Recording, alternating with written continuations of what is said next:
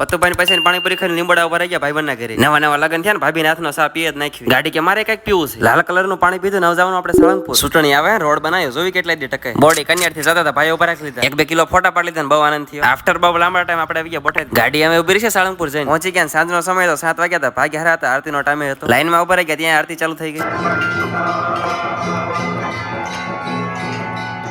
કરી લો બધા દાદાના દર્શન કરીને પ્રસાદીમાં વારો આવ્યો નતો પણ કહેવાય છે ને ભાગમાં આવે એટલે ગમે નથી આવે. દર્શન કરીને પાછા આવતા બે ભાઈ મળી ગયા કે સોડા તો પીવી જ પડશે. ઘરે આવીને ભાભીએ બનાવ્યા હતા ભજીયા ને શેરો મોજ આવી. અને નાગેન્દ્ર બધાને ગામડામાં બોલતા ન ફાવે એટલે નાગરાજ નામ રાખી દીધું.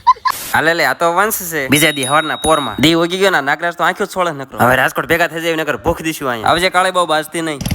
આપડા ભાગ તો તમને ખબર ને બહુ સારા. સાયલેન્સર તૂટી ગયું તો પાળિયા વેલ્ડિંગ કરાવવું પડ્યું. હવે બધું કમ્પ્લીટ ને અમાસ હતી એટલે બધા જો હેલીને જાય છે પાળિયા. અત્યારે હિંગોળગઢ સુધી રાખો રાજકોટ પગી આવતા પાટમાં.